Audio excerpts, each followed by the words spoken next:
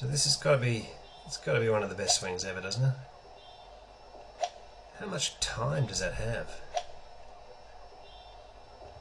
Absolutely remarkable, ladies and gentlemen. Tiger Woods, let's get in there. In this video we're going to be looking at different types of transition. We're looking at some of the best ball strikers of all time, and McIlroy, a few others, getting right in there and finding out which is your best transition, because there's obviously been some incredible ball strikers over the years, and if you get in there and you find the transition that works best for you, it can help you shallow out the plane or prevent it from shallowing too much and things like that. Let's just pop a couple of lines in here and we'll just have a look at the swing and normal speed again. Often helps us just get an idea. Just watch the head move forwards and the amount of lateral movement. The time back when he was working with Haney, also hitting the ball unbelievably, winning a lot of majors.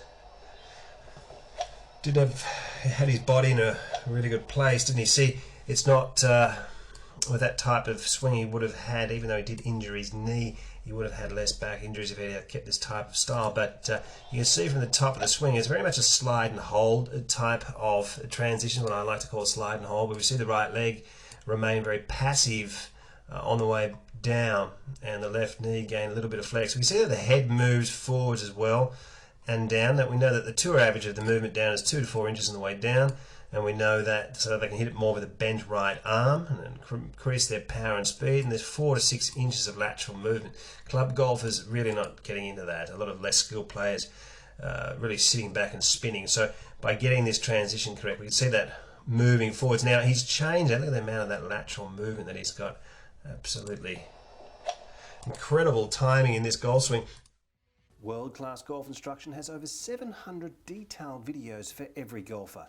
Practice programs and evidence-based material is applied in helping you to become your own coach and play your best golf. Join us in the chat room and join the community of world-class golf instruction. From the back view here, it does remind me a little bit of the type of transition that Greg Norman had. Now, wasn't this guy an exciting player? This power blast, smashed at an absolute mile. And really, look at the strength. Look at these numbers that he gets here. 42 degrees of the shoulders, lead arm under, like the deep to shallow style that I'm talking about on the platform on World Class Golf Instruction. Great numbers from under the 40 degree area, but we'll see from the transition here, also getting to the top, we'll see that that right leg actually works its way back, left leg gaining flex. So there's your slide and hold, and generally it's been for a lot of people that come in a bit steep. We see incredible ball striker like Lee Westwood also using this type of style. Well, we'll see the right leg stay back, left knee gain flex. Okay, so you've got to work it out. There's not just one swing out there. So if you're showing a video about, if you're watching something, this is how we transition, well, it might not work for you. Now, you see that obviously Lee comes down and he's got the right arm much higher than the left. Now, if he was to really fire that hip, he might not be able to shallow that club out as well as what, perhaps he's doing there with the club coming through the forearm and really getting into those 40 degree plane angle here that he's got with his club pre-impact. And Tiger Woods, we can see him get to the top of the swing here, and we'll definitely see that right leg sort of staying back, even working its way back like Greg Norman did. And these days, obviously, he's changed that again. He's changed his swing so many times. It's quite remarkable to see someone that have as much success as he's had. We'll see this one with the right knee firing out a little bit more and turning a little bit earlier compared to this type of style here, but hitting some great lines and fantastic. So let's get in there and have a look at bend and snap. We'll have a look at McIlroy and the modern day players, a lot of them using this type of style from the top of the swing. And you'll know if you try one of these styles which one suits you pretty quickly. We'll see McIlroy here, obviously when he gets to the top of the swing, you'll see him really bending those both knees, a massive amount of flex in both knees, and then he's going to snap them back up.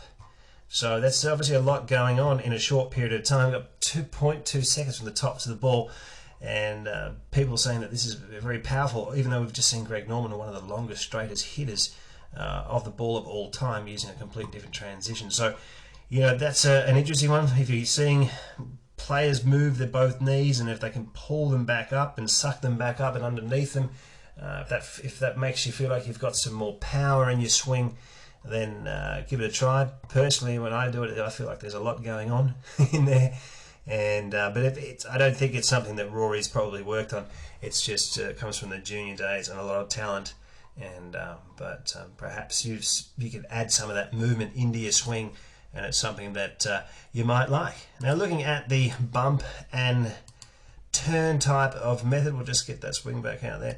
We're looking at Adam Scott here, and we'll just pop up a line here.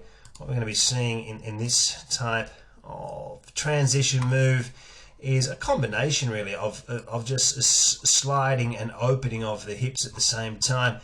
Perhaps one of the most popular out there, I would say. Most people are using it, but really, of course, in getting yourself into a position where you're all ending up in a very similar position in and around impact, with your lateral movement and the knee covering the ball and your left eye over the top of it.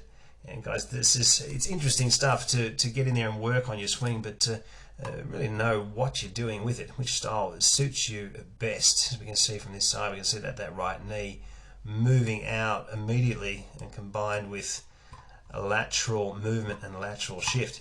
So guys, there's a few different types of transitions for you, and once you get in there and you do work on it, you will always see the common theme of this 4 to 6 inches of lateral movement of these hips moving forwards, and the hips will on average be between 35 to 50 degrees open at impact, with the chest being 26 to 34, and just about see every single time with these top players the head also moving forward slightly in transition. There's my video. Hope you enjoyed it. See you next time.